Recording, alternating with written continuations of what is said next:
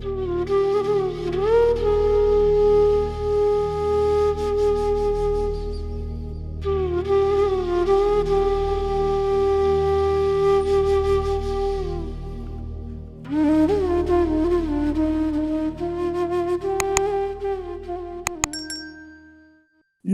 गुरुजी and जय गुरुजी। सब सारी संगत को मेरी तरफ से। ऐसा कुछ नहीं है जो गुरुजी नहीं कर सकते।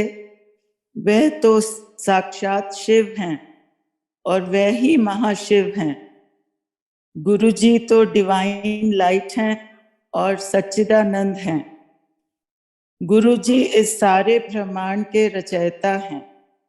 सब कुछ उन्हीं से शुरू होता है और उन्हीं में समाप्त हो जाता है। अपनी प्यारी संगत के कल्याण के लिए गुरुजी ने इस धरती पर शरीर रूप में जन्म लिया, पर वह कभी इस फिजिकल फॉर्म में बाउंड नहीं थे।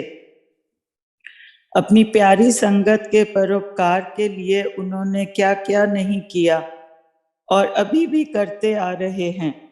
गुरु जी के कल्याण का जितना भी गुणगान किया जाए उतना ही कम है। शिव पुराण में भी लिखा है कि गुरु रूप ही शिवलिंग स्वरूप है। इसलिए जब उन्होंने कहा कि तैनू पता है कि मैं अपने शरीर दे एक एक अंग नू अलग कर सकता हाँ, तो मन में यही बात आती है कि ऐसा क्या है जो गुरुजी नहीं कर सकते। वे चाहें तो कुछ भी कर सकते हैं। यह सब उनकी ही लीला है और कुछ भी उनके लिए असंभव नहीं है। बस हम लोग सिर्फ हर पल उनका शुक्राना ही कर सकते हैं। थैंक यू गुरुजी, लख लख शुक्राना आपका एंड जय गुरुजी। और सोनिया मल्होत्रा आंटी जी ने अपने सत्संग में इस वचन को बहुत अच्छे से नरेट किया है। तो मैं तो मुझे इतनी समझ नहीं है, पर मैं कुछ खास नहीं बोल सकती और मैं बहुत नर्वस भी हूँ कि मैं फर्स्ट टाइम ही जूम पे बोल रही हूँ। पर मैंने अपने मन में जो था थोड़ा बहुत वो आप सबसे शेयर किया। तो थैंक यू संगत जी and thank you Guru ji. Uncle, अब मैं शुरू कर सकती हूँ सत्संग? हाँ जी आंटी प्लीज शुरू करें। जय गुरु जी। अच्छा, जय गुरु जी। नमस्ते गुरु जी एंड जय गुरु जी। सब प्यारी प्यारी संगत को मेरी तरफ से। और प्लीज आप सब लोग मुझे माफ करना, मैं कभी ऐसे बोलती नहीं हूँ, तो मुझे बहुत डर लग रहा है। मुझे समझ नहीं आ रहा मैं कैसे शुरू करूँ, लेकिन मैं अपनी तरफ से कोशिश करूंगी। मैं अपनी जर्नी शेयर करना चाहती हूँ कि मैं कैसे गुरुजी से मिली इस जन्म में। वैसे तो गुरुजी से बहुत जन्मों के सबके रिश्ते हैं अपने अलग अलग। तो सबसे पहले मैं ये कहना चाहूंगी कि मैं अप्रैल 2003 में फर्स्ट टाइम गुरुजी को एम्पायर स्टेट में उनके दर्शन हमने किए थे। और सबसे बड़ा शुक्राना मैं उन आंटी, कुकी आंटी को करना चाहती हूँ जो मुझे वहाँ पे लेके गए थे, क्योंकि अगर वो ना ले जाते तो हम शायद कभी गुरुजी को मिल ही ना पाते। तो वो भी मेरे बेटे को मल्टीपल स्क्लेरोसिस है और मेरी daughter in law Kuki aunty की नीस है। तो कुकी आंटी ने कहा कि हमारे एक गुरुजी हैं, वो हीलर हैं, तो आप लोग उनके पास चलिए तो वो जरूर सब ठीक करेंगे। तो पहले जिस दिन जाना था उस दिन हम लोग जा नहीं पाए, तो खाली मेरा बेटा और डॉटर बहू वही दोनों उनके साथ गए। तो जब वो उन्होंने माथा टेका तो कुकी आंटी ने उनको बताया, मिलाया कि वो कौन है। तो उन्होंने उनको कहा कि अपने मम्मी पापा को लेके आना अगले हफ्ते। तो नेक्स्ट वीक फिर हम भी उनके साथ गए। और जब हम एम्पायर स्टेट के अंदर एंटर हुए और जब जिस घर में गुरुजी थे वहाँ जब हमने एंटर किया और गुरुजी के आगे माथा टेका, तो बस ऐसा कुछ खिंचाव उनको देख के उनके साथ ऐसा कुछ लगाव हो गया कि जैसे तुम वहां से हट ही नहीं सकते थे। और गुरुजी ने भी हमको इतने प्यार से वेलकम किया और हमको बैठने को बोला। और उसके बाद वहां पे जैसे हमको कहा गया था कि चाय प्रसाद मिलेगा और उसके बाद लंगर होता था, तो ये सब हम कुकी आंटी की गाइडेंस में हम करते रहे। और उसके बाद से उन्होंने हमको बोला कि आंदे रहा करो, तो बस आंदे रहा करो को पकड़ लिया। और हर हफ्ते हम चले जाते थे वहां पे गुरुजी के दर्शन के लिए। और वहां पे जाके इतना अच्छा लगता था, सब बेटा भी तब जाता था। और क्योंकि ग्रैंड चिल्ड्रन छोटे थे तो वो लोग कम जाते थे, पर फिर भी कभी कभी हम उनको ले जाते थे। तो वहां पे इतने प्यार से गुरुजी में बैठाते थे। और फिर हम लंगर के लिए हमारी कोशिश होती थी कि हम फर्स्ट लंगर वाले बैच में नहीं बैठे, क्योंकि हम वहां ज्यादा टाइम स्पेंड करना चाहते थे। तो हम बाहर चले जाते थे और मोस्टली थर्ड उसमें हम बैठते थे। तो उन्होंने जैसे उनको पता था गौरव मेरा बेटा है उसके बारे में कि उसको क्या प्रॉब्लम है, तो वो जैसे जैसे हमें गाइड करते थे या जो जो हमसे कहते थे हम वैसे ही करते गए। उन्होंने कभी ओम का पेंडेंट बना के बोला बनाने को और उसको ब्लेस करके उसको पहनाया। और कभी कुछ और उपाय करने को बोला। और शिव पुराण भी उन्होंने खुद से अपने हाथों से लिख के और मुझे ब्लेस करके दिया कि इसको पढ़ा करो। और गौरव के लिए लोटा भी ब्लेस करके दिया। तो ऐसे हम लोग हर हफ्ते जाते रहे और वहां पे लंगर भी खाते थे। तो कभी कभी हमको वो आज्ञा लेने भी जाएं तो वो वापस बैठा देते थे कि चाय पी के जाना। और फिर दोबारा बैठा देते थे। कई बार दो दो तीन तीन बारी हमको चाय प्रसाद मिल जाता था और हलवा प्रसाद मिल जाता था। और गुरुजी जब दूसरा प्रसाद भी देते थे तो इतना भर भर के मिल जाता था और हमें वो सब वहीं खाना होता था। तो हम बाहर जाके पता नहीं कैसे इतना सारा प्रसाद खा लेते थे और फिर भी हमें कुछ भी नहीं होता था, अनकंफर्टेबल फीलिंग कुछ नहीं होती थी। और इतना पता नहीं वो ऐसा टाइम था, इतना एंजॉय, इतना अच्छा और इतना प्यार हमें वहां से मिला, मैं उसका बखान नहीं कर सकती। पर मैं उसके लिए बहुत बहुत शुक्राना करती हूँ कि मुझे ये सब करने का मौका मिला। फिर ऐसे ही चलता रहा। तो एक दिन लेट नाइट उन्होंने हमको बैठाया हुआ था और उन्होंने हाँ कभी कभी वो रात को अचानक से गुरुजी बोल देते थे कि चलो सब बड़े मंदिर, और हम सबको बड़े मंदिर ले जाते थे। और कभी कभी फिर वहां जाके चाय प्रसाद भी मिलता था और वो हमारे साथ वहां पे कारपेट पे नीचे ही बैठ जाते थे और बात करते थे। कभी सेवा मिल जाती थी हाथ की। मुझे इतनी अक्ल भी नहीं थी कि उन्होंने जैसे अपना हाथ आगे किया, मैं सामने बैठी हूँ, कि इसका क्या मतलब है। तो मुझे कुकी आंटी ने इशारा किया कि आप आगे जाओ, वो आपको अपने हाथ दबाने के लिए कह रहे हैं। और मैं फटाफट आगे गई और उनके हाथ सेवा करी थोड़ी, जितनी देर भी उन्होंने कहा। और मैं सोचती हूँ पता नहीं वो कैसा टाइम था वहां पे बड़े मंदिर में हॉल में गुरुजी के साथ बैठ के ये सब हम कर रहे हैं। और कभी कभी हमें फोन आ जाता था कुकी आंटी का कि गुरुजी ने कहा है कि लंगर लेके और बड़े मंदिर आ जाओ और थोड़े से हम लोग संगत वहीं पे लंगर करेंगे। तो वो भी हम चले जाते थे और बेटे को भी ले जाते थे, सब चले जाते थे, बहुत खुशी से जाते थे। तो ये सब चलता रहा। फिर एक दिन लेट नाइट उन्होंने हमको बिठाया हुआ था, बस थोड़े से ही लोग थे वहाँ एम्पायर स्टेट में सब। तो उन्होंने गौरव को आगे बुलाया और मुझे भी उसके साथ बुलाया और उसको अपने सामने बैठाकर उसकी रिस्ट जैसे नब्स पकड़ते हैं ना, वैसे उसका हाथ पकड़ा और 5 मिनट तक ऐसे ही बैठे रहे और सब लोग इतनी चुपचाप, जैसे पिन ड्रॉप साइलेंस होती है, मतलब सब जो भी वहां था सब ऐसे बैठे रहे और मैं उनके सामने बैठी थी और ऐसे लग रहा था जैसे पता नहीं हम कौन सी दुनिया में पहुंच गए। वो मैं नजारा कभी भूल नहीं पाई। तो 5 मिनट के बाद उन्होंने मुझे कहा, ਅਸੀਂ ਤਾਂ तेरे पुत्र ਨੂੰ ठीक कर ਦਿੱਤਾ, ਹੁਣ तू जाने। तो उसके बाद से फिर उन्होंने कहा कि हफ्ते में 2 बार आया करो, गौरव को 2 बार लंगर खिलाया करो। तो हम लोग अपनी तरफ से बहुत कोशिश करते थे कि हम 2 बार उसको लेके जाएं, पर उसको कुछ अपनी प्रॉब्लम की वजह से, एमएस की वजह से वो नहीं जा पाता था। तो वहां से गुरुजी हमको उसके लिए लंगर भी दिलवाते थे कि उसको घर जाके लंगर खिलाओ।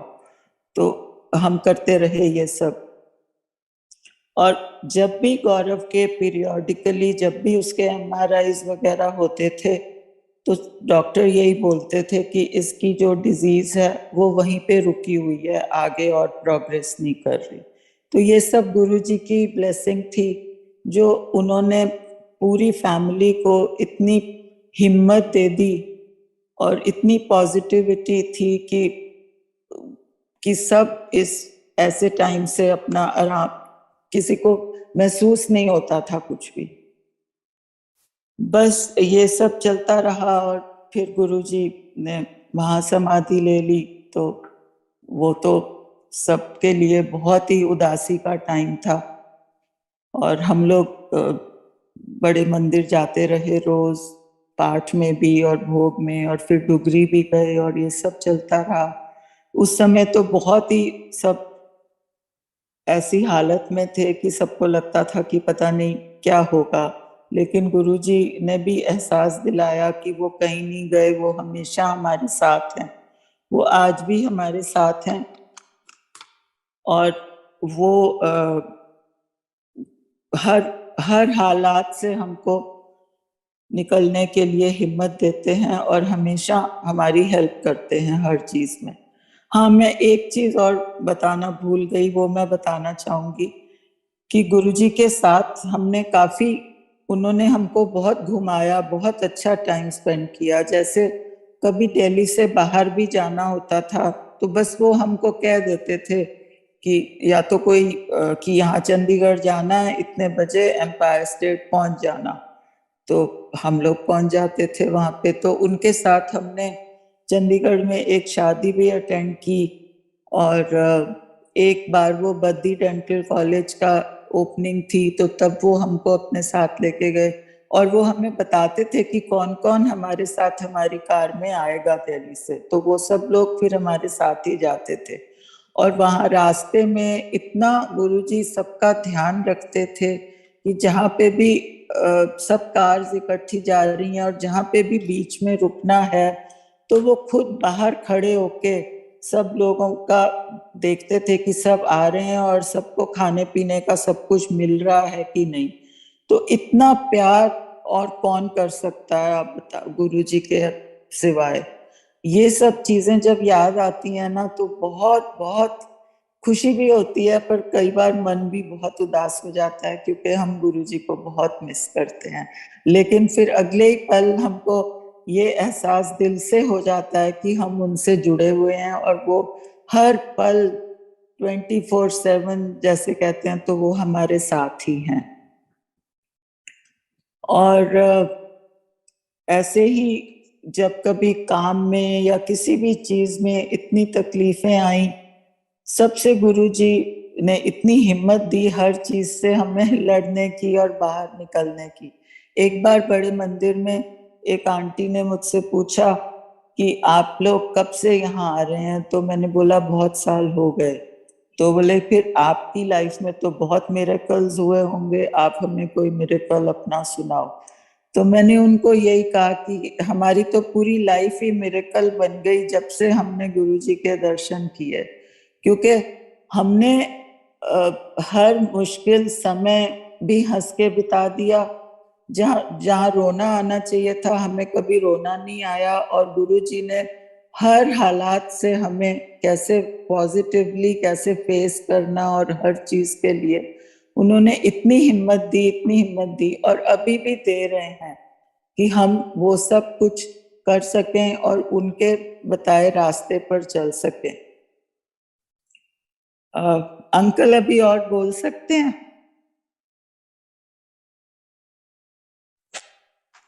आंटी आप शेयर करते रहे प्लीज। अच्छा, अब मैं आपको एक अभी कोविड टाइम का सत्संग बताना चाहती हूँ अपना।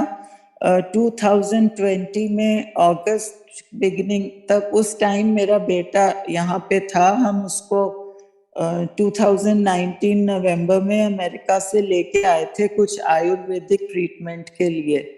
तो वो लुधियाना में थे वो डॉक्टर, और तो हम उसको लेके आए थे। तो जब लेके आए फिर लुधियाना भी लेके गए और उसका ट्रीटमेंट चल रहा था। और 2-3 महीने के बाद दोबारा भी उसको ले जाना था लुधियाना। तो हम उसको दोबारा भी लेके गए मार्च में। और उसके बाद हमने सोचा था कि हम उसको वापस, वो अमेरिका जाना चाहता था क्योंकि उसकी फैमिली वहीं पे थी, तो इसलिए हमने सोचा था कि उसके बाद हम उसको छोड़ने जाएंगे। और लेकिन जब तक हम लुधियाना से मार्च में वापस आए तो यहाँ लॉकडाउन शुरू हो गया, और उसके बाद ये कोरोना का सब स्टार्ट हो गया। तो हमको अगस्त 2020 में पूरी फैमिली को, मुझे, मेरे हस्बैंड को, बेटे को और एक अटेंडेंट भी हमारे साथ था घर पे, चारों को इकट्ठे ही कोरोना हो गया।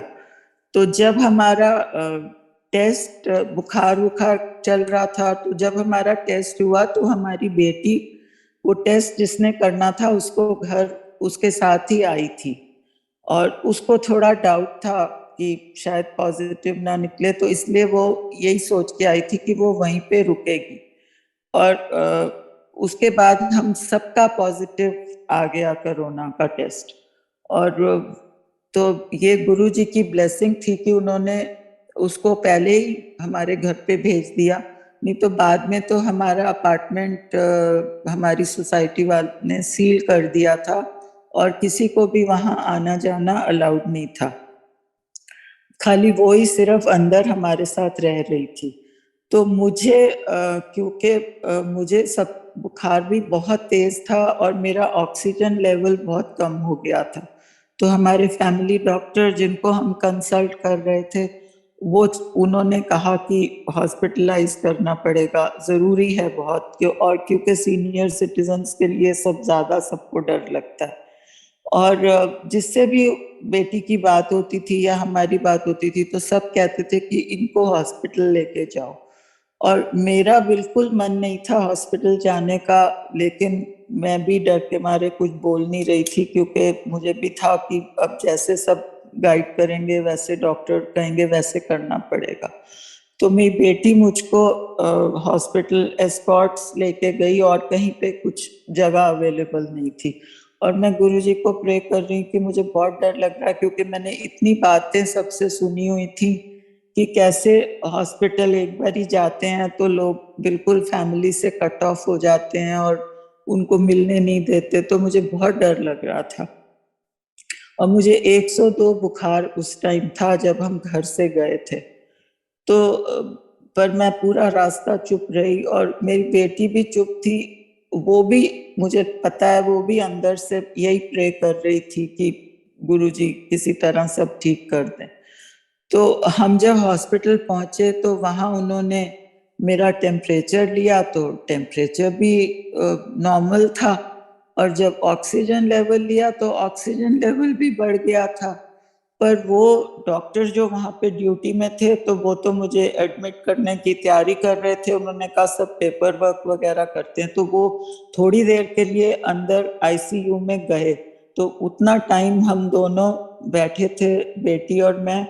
तो वहाँ जो एक जो था एक लड़का जो ये टेम्परेचर और ऑक्सीजन वगैरह सब चेक कर रहा था, तो उसने बोला बेटी को कि आप आंटी को यहाँ बिल्कुल मत एडमिट कराओ, इनको जरूरत नहीं है, इनका सब कुछ ठीक आ रहा है और आप चले जाओ।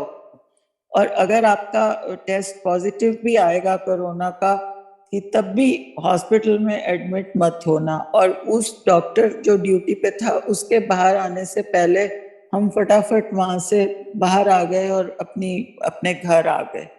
तो मैं गुरुजी को इतना शुक्राना किया इस बात का कि उन्होंने हॉस्पिटल से बचाया। और जो हमारे फैमिली डॉक्टर ने मेडिसिन और जो जो सब कहा वो सब हमने किया और घर में। तो हम जब घर आए तो घर आ गए। और ऐसे ही एक बार फिर से प्रॉब्लम मुझे हुई तो एम्बुलेंस तक घर में बुला ली थी।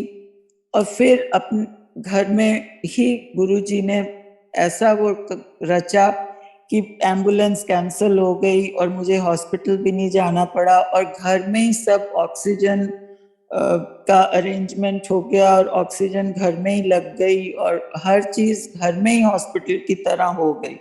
और जो हम 4 जने घर में बीमार थे कोरोना से, और गुरुजी ने ऐसे टाइम में भी बेटी को कोरोना से बचा के रखा। वो अपना मास्क वास्क पहने रहती थी और हम लोग को इतना बुखार बुखार सब था कि हम अपने आप कुछ खास कर भी नहीं पा रहे थे। तो वो सबको जाके चीजें भी, दवाइयां भी देती थी, खाना पीना सब देती थी, पर उसको गुरुजी ने इस सब से बचा के रखा। तो ये कौन कर सकता है? सिर्फ गुरुजी ही कर सकते हैं।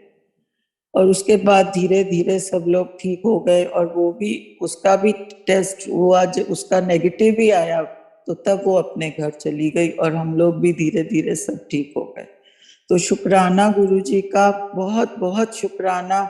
और हाँ, और एक चीज और को इस टाइम में जब उन्होंने हमको हॉस्पिटल जाने से बुलाया तो हमारे घर में इतनी अमृत वर्षा हुई कि मैं आपको बता नहीं सकती। तो हमने वहीं पे छोटा सा बस आपस में गुरुजी के शब्द लगा के और बेटी ने प्रसाद वगैरह बना के शुक्राना सत्संग भी किया, छोटा आपस में ही। क्योंकि गुरुजी ने ऐसे ऐसे नजारे दिखाए और इतनी चीजों से हमको बचाया कि जिसका मैं आपको बयान नहीं कर सकती। और प्लीज संगत जी मुझे माफ करना, मैं आगे पीछे बोल जाती हूँ, मुझे पता नहीं थोड़ी गड़बड़ हो जाती है, तो प्लीज आप सब मुझे माफ करना इस बारे, और गुरुजी भी मुझे माफ करना। अच्छा, ये तो कोरोना का सब ठीक ठाक हो गया। और उसके बाद हम अपने बेटे को अमेरिका भी छोड़ने गए और फिर वहां उसके साथ ही रहे हम 1.5 साल, उसको हेल्प करने के लिए। और अब हम काफी टाइम के, तो वहां भी हम रोज यूट्यूब में उसको उसके रूम में ही उसको एक सत्संग जरूर वो सुनता था और सब शब्द वबद सब चलते रहते। तो पूरा एटमॉस्फेयर इतना पॉजिटिव, इतना अच्छा, ऐसे लगता था कि हम गुरुजी के साथ ही सब रह रहे हैं। और सब घर के लोग, वहां भी हम आपस में सत्संग कर लेते थे कभी कभी, लंगर प्रसाद बना के, और सब आपस में बहुत अच्छा टाइम बीता वहां पे भी। तो अब मैं आपको वहां से आने का एक लेटेस्ट सत्संग ये सुनाती हूँ। मैंने वहां से 27 अप्रैल को चलना था यहाँ आने के लिए, और 26 अप्रैल को अर्ली मॉर्निंग अचानक ही, पता नहीं मुझे एकदम से इतना जबरदस्त लूज मोशंस हो गए और जिसमें खूब ब्लड ही ब्लड आता जा रहा था। तो मैं बहुत घबरा गई थी उस समय कि समझ नहीं आ रहा था, क्योंकि मुझे अगले दिन ट्रैवल भी करना था और मैं इतनी लगातार ये सब होने से बहुत वीकनेस भी हो रही थी। तो मुझे तो ऐसे लग रहा था कि मैं बेहोश ही हो रही हूँ। तो मुझे फौरन एम्बुलेंस कॉल करके और हॉस्पिटल ले गए इमरजेंसी में, और उन्होंने रास्ते में ही ड्रिप वगैरह लगा दी क्योंकि बीपी भी ड्रॉप कर गया था और बहुत हालत खराब सी हो रही थी। कि मुझे बाद में सबने घर में बताया कि मेरे डॉटर इन लॉ की मम्मी भी थी वहां पे, हम हेल्प कर रही थी, और मैं अंकल भी, कि हम लोग सब डर गए थे तुम्हें देखकर कि क्या हो रहा है। तो मुझे बस अब गुरुजी का पेन लॉकेट जो मैं पहनती हूँ मैंने अपने हाथ में लिया हुआ था पूरा रास्ता, और मैंने गुरुजी को बोला कि गुरुजी प्लीज मुझे एक बारी इंडिया ले चलो, क्योंकि मैं अपनी फैमिली को, और मेरी बेटी भी यहीं पे है और मेरे कजन्स, मतलब जो भी मेरे सब हैं, मैं उनको मिलना चाहती हूँ, मैं एक बारी बड़े मंदिर जाना चाहती हूँ, बस मुझे एक बार इंडिया ले चलो, फिर जो भी करना आप कर लेना। लेकिन संगत जी, जब तक मैं हॉस्पिटल इमरजेंसी में पहुंची तो वो ड्रिप लगने से मेरी थोड़ी तबीयत बेटर होने लग गई, और वहां पहुंच के उन्होंने दुनिया भर के टेस्ट कर लिए, और ब्लड टेस्ट और अल्ट्रासाउंड, सीटी स्कैन और यूरिन टेस्ट, जो भी सब टेस्ट वहां हुए वो सब नॉर्मल आए, किसी में कुछ भी नहीं निकला, मतलब कोई कमी नहीं थी। और इवन सीटी स्कैन जो एब्डोमेन का हुआ उसमें भी कुछ नहीं आया, सब कुछ नॉर्मल था। तो और मेरे को वहां जाके मेरे को वो लूज मोशंस भी बंद हो गए, तो वो लोग भी सब बड़े हैरान थे कि मैंने जो सबने बताया था मैंने उनको, और जो वो लिख रहे थे कि क्या क्या हुआ, तो अब तो उसका कोई सिम्टम ही नहीं दिख रहा। तो फिर वो सब पूछते हैं कि पूरी हिस्ट्री की आपने इन दिनों में क्या खाया, क्या क्या किया, या क्या नई चीज खाई। तो तब मैंने उनको बताया, क्योंकि पहले मुझे इस बात का ध्यान नहीं आया था कि मैंने एक शोल्डर पेन के लिए बहुत स्ट्रॉन्ग पेन किलर मेरे को ऑर्थोपेडिक सर्जन ने दिया था खाने को। तो उससे मुझे वो एक गोली खानी होती थी रोज, तो उससे मुझे फर्क पड़ जाता था। तो मैं रोज, ये उसने बताया नहीं कि कितने दिन खानी है, और मुझे भी, मैंने भी पूछा नहीं, तो मैं 10 दिन लगातार वो दवाई खा रही थी। तो तब वो डॉक्टर्स ने हॉस्पिटल में बताया कि उस दवाई का ये मेजर साइड इफेक्ट यही है कि उसमें loose motions with fresh blood आता है। लेकिन नॉर्मली तो सोचते हैं ना कि कोई अल्सर होगा, वो ब्लीड कर रहा है, ये इसीलिए ऐसे हो रहा है।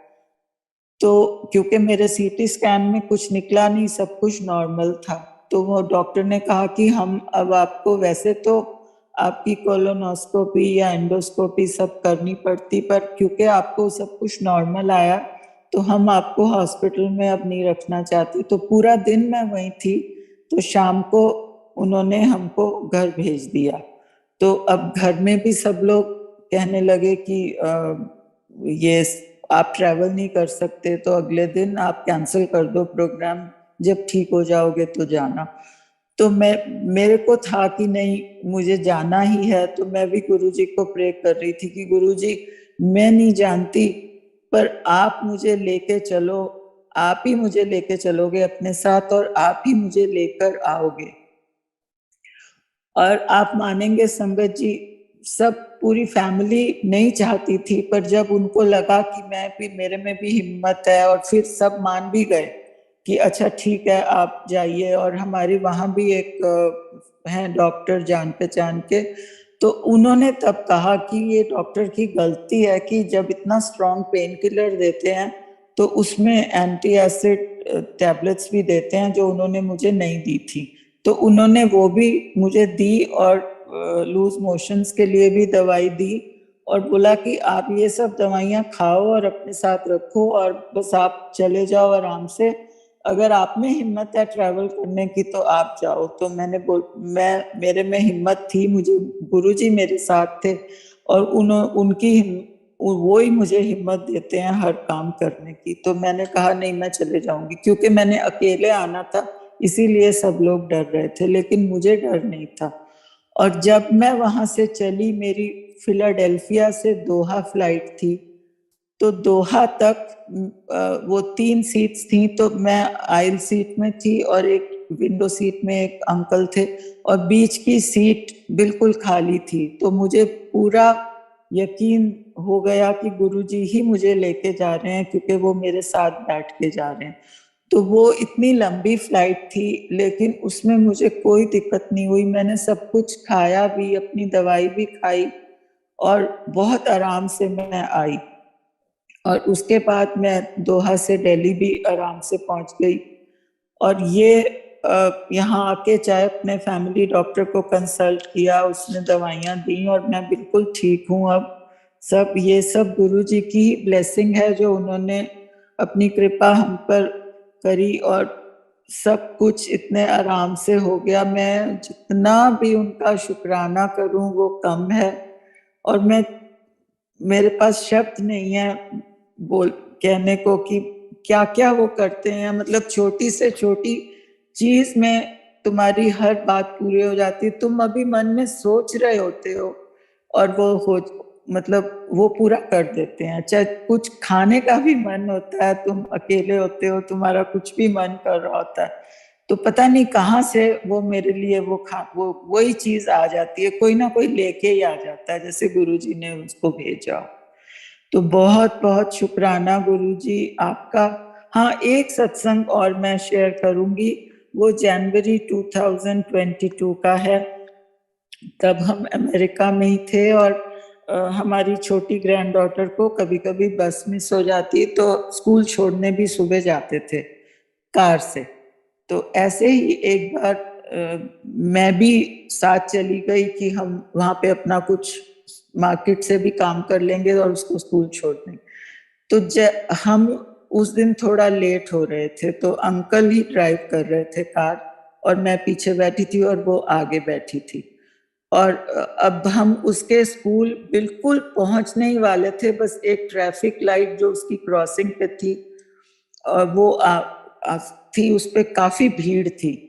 तो इन्होंने सोचा कि मैं थोड़ा राइट लेन से निकाल के और आगे चले जाऊंगा तो मेरे को चांस मिल जाएगा।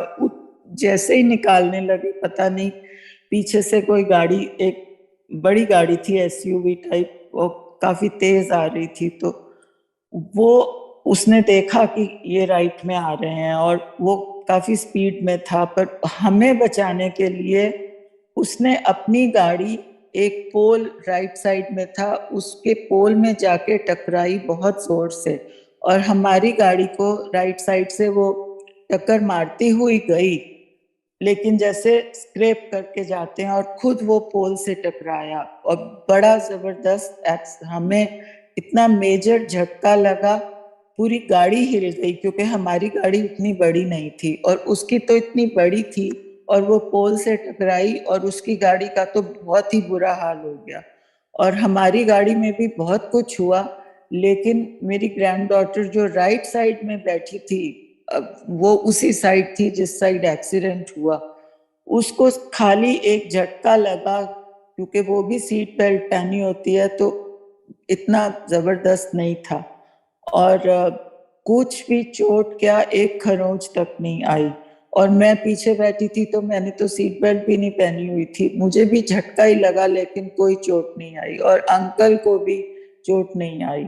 और ये गुरुजी ने खुद बचाया हमको, चाहे उसकी कार का नुकसान हो गया काफी ज्यादा, मे बी इसमें उसकी भी कोई भलाई होगी और हमारी भी कोई भलाई होगी, जो हमारी कार को जो भी नुकसान हुआ, लेकिन किसी भी जने को जरा सी भी चोट नहीं आई।